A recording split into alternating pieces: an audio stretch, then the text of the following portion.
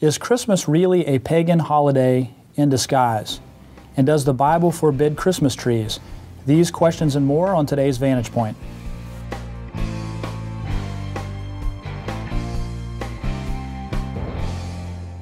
Vantage Point is brought to you by American Vision.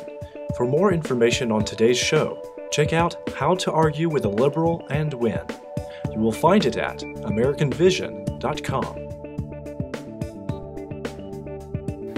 Okay, Joel, so the Bible says in Jeremiah chapter 10, in fact, let me just read this verse here. Please. For the customs of the people are vain, this is verse 3. For one cutteth a tree out of the forest, which is the work of the hands of the carpenter with the axe, and another decketh it with silver and with gold. They fasten it with nails and hammers, that it fall not. The idols stand up as the palm tree. Is this a Christmas tree reference? Well, I want to know who's more culpable, the guy who cuts down the tree or the guy who decorates it with gold and silver. I don't know who's more trouble. Before we go on to that, I want you to, I think it's important to put all this into the context of Christianity in general. If you look at verse 2, it says, "Thus says the Lord, do not learn the way of the nations, and do not be terrified by the signs of the heavens, although the nations are terrified by them." Mm-hmm. I think this is extremely important for Christians to understand. This is God's world. Everything in it He created. Everything in it He created is good. Mm-hmm. We as Christians always seem to be on the negative side of things. The pagans do something, right, and as a result, because the pagans do something, we can't do it anymore because now it's associated with paganism. I'll give you a really good example, a personal one. My wife has sewn for years, and she was asked by a Christian ministry to sew a backdrop that was going to go in a frame for when they went to conventions. And it was a rainbow, a big rainbow across this thing, and it was sat back there. Well, I went to one of these conferences, and I saw this and went up there and said my wife had done that, and there was this exasperated look on the woman's face behind the counter, because someone had come by and said, "I can't believe you've got that rainbow up there, because don't you know that's the sign of back then of the New Age movement?" Mm-hmm. And today, of course, the homosexuals have used it. Right. No, that's God's covenant sign. Yeah. It's been misappropriated by the pagans. And so anytime something like this happens, Christians react in a negative way and say, we can't do this because the pagans do this. Mm-hmm. The problem is the pagans have taken something that's been good, and they're the ones that screw it up. Mm-hmm. And it's what we need to do is redeem it back. And I think we've got all of this thing messed up. I was talking with Darren Doan, a filmmaker who's done some things with us, did Collision with us, and he said, even the phrase Christian worldview is inappropriate. Right. There should be a worldview. It's worldview. Everybody else has an adjectival worldview. It's the pagan worldview. Ours is simply worldview. This is God's world. So, starting from that base, I think putting that Jeremiah 10 in context is really important. Good point. Yeah, I think you said it all.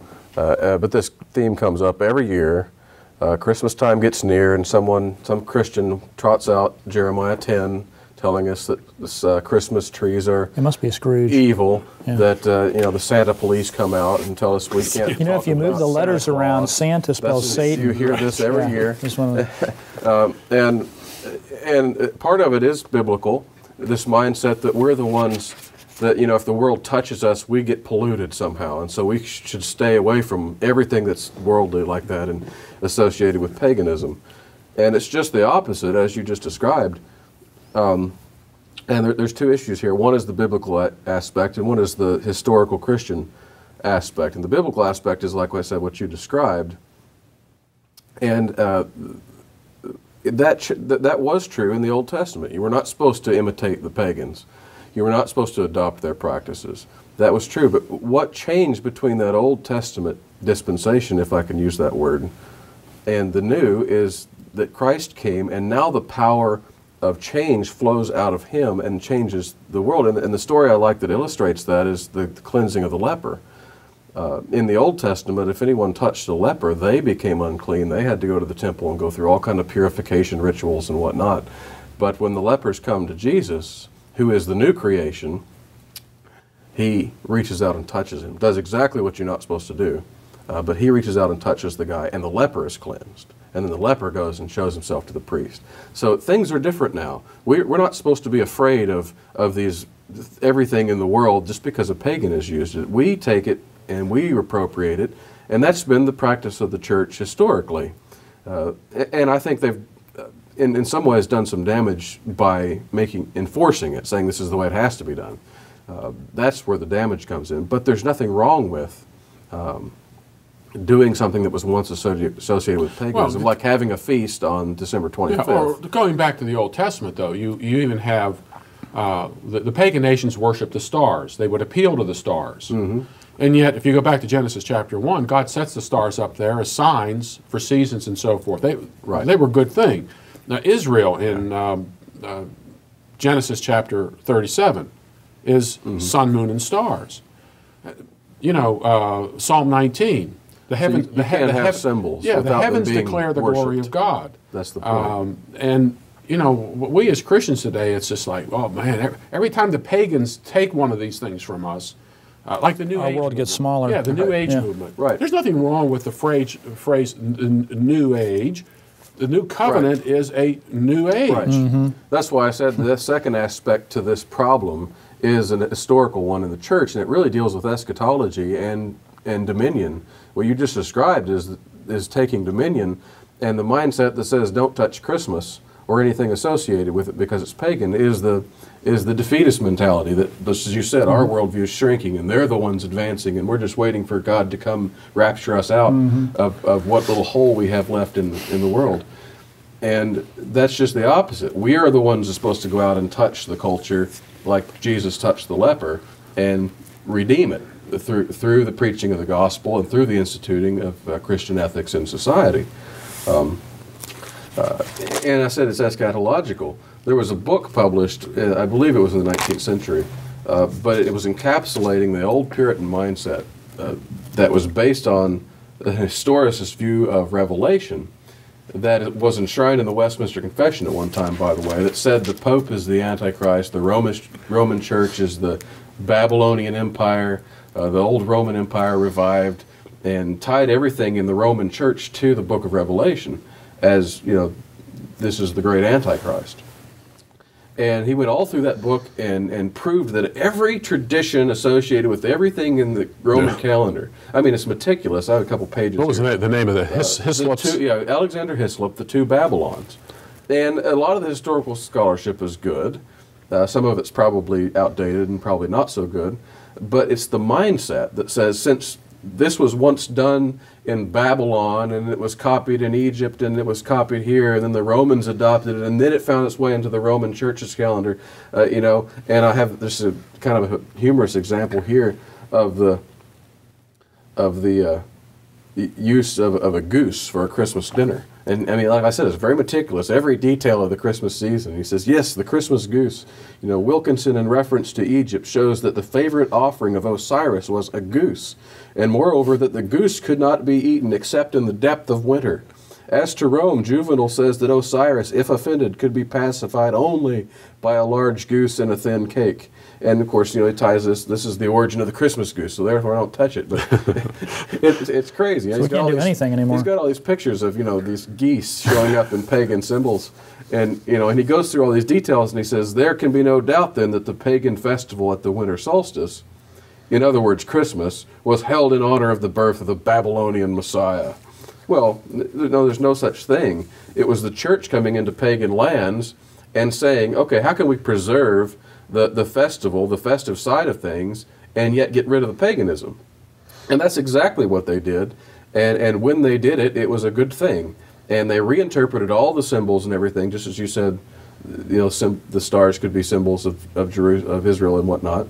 They reinterpreted all those symbols to mean Christian things and saved the feast, which is, after all, the way God's festivals were. They were feasts in many occasions. So it was the work of the church taking dominion of pagan culture, and we should continue to do that. Well, even in the New Testament, I mean, you have this big dispute at that particular time about meat sacrificed to idols in 1 Corinthians chapter 10.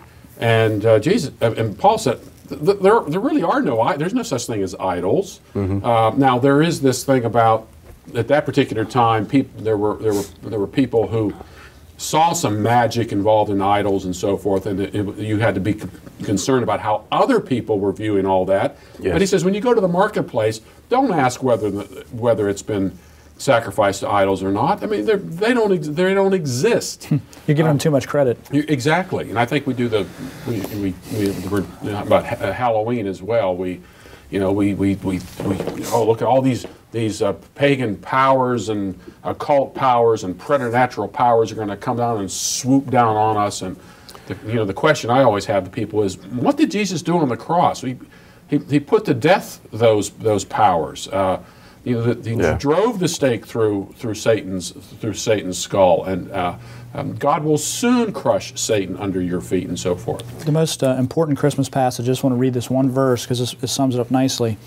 Isaiah 9, 6 and 7, but especially 7, but verse 6, "For unto us a child is born, unto us a son is given, and the government is upon his shoulder, and he shall call his name Wonderful, Counselor, the Mighty God, the Everlasting Father, the Prince of Peace." But here's the key: the increase of his government and peace shall have no end. And so we see that Christ's kingdom is progressive, and it's building day upon day upon day, and it's conquering, and we're taking dominion. We're not shrinking back in that hole that you were saying earlier. And I think that's one of my favorite Christmas passages. The government. Right. Yeah. The government is on his shoulder. Now there is one line I will draw, and is I refuse to either play the Santa Claus game with my children. Right. Oh, well, just tell them the true story. Absolutely. Yeah. And I refuse to respect anyone who does it and say, well, if my child is around your child and he happens to tell them the truth, don't get angry with me. Because what you're doing is teaching your children it's okay to lie as long as it's cute and fun. It is dangerous. Okay. And when your kids are teenagers and they start lying to you where they've been on Saturday night or whatever, and you find out, and they say, well, it was just because we were having fun, then you don't have an argument back against them. Well, you don't want them to associate. You teach them about God, you teach them about Santa, and then one of them's a hoax and one of them isn't. Right, yeah, and then you have to make that bifurcation. Yeah, liberal atheists use that sort of argument today about, well, you taught your children the fiction of Santa Claus, and you just appropriated some of the... But there was a historical figure. Right. In fact, Bill Federer has written a very interesting book on the kind of the history of Saint Nick, Sinterklaas, whatever the case might be. So anyway. All right, thank you, and Merry Christmas. And we're allowed to say that, by the way. We are. For more information on today's show, check out How to Argue with a Liberal and Win, edited by Joel McDermott. Countering dozens of liberal arguments with logic and tact, How to Argue with a Liberal and Win is a crash course on defending the principles of liberty from her enemies, and gives realistic, educated answers to some of the most persistent cliches of socialism. You will find it at AmericanVision.com. Is Christmas really, Lindsay? Please do kind of Gotcha.